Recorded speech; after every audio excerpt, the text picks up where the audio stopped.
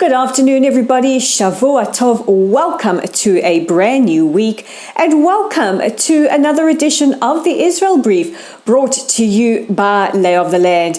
Let me introduce myself to those of you I haven't met before. I'm Rolene Marks and I bring you the top stories from Israel and surrounds every Monday to Thursday right here on this platform.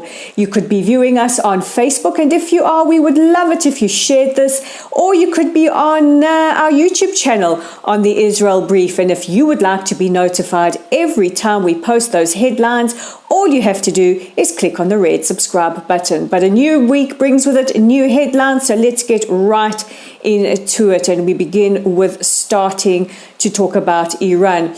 And Israel has allegedly struck Iranian targets in Syria in response to a blast on an Israeli-owned ship that was docked in the Gulf of Oman over the weekend. Prime Minister Netanyahu has acknowledged that Iran is responsible for that blast. Meanwhile, Israeli officials have confirmed that the reason they would not allow delegates from Israel to attend the prestigious IDEX defense exhibition that took place in Abu Dhabi last week was not because of coronavirus travel restrictions, but rather for fears of their safety. This follows hearing intelligence that there could be attacks on Israeli civilians around the world, and one of the prime targets would be in Gulf states. And while we're talking about Iran, the Biden administration have expressed their disappointment that the Iranian regime did not respond to overtures from the EU and from the US to sit down and have direct talks with regards to the nuclear program. And President Biden has expressed that it is his hope that they will come back to direct negotiations sometime in the future. And while we're talking about defense, it has been confirmed that Israel's defense minister, Benny Gantz, who's also the chairperson of the Blue and White Party, met secretly in Jordan with King Abdullah.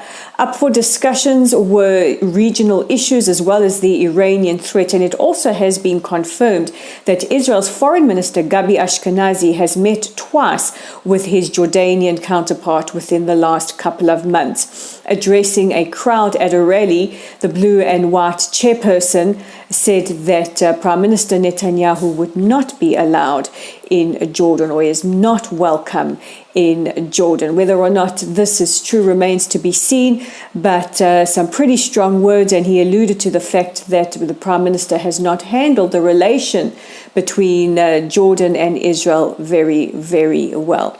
And our final story is a lot more positive. We say marhaba, baruch haba, to His Excellency the Ambassador Mohammed Al-Khaja, who has arrived from the United Arab Emirates, the first time that Israel has an emissary from the UAE or from the Gulf states in Israel, ready to take up his post. He has presented his credentials to President Rivlin, as well as met with Foreign Minister Gabi Ashkenazi.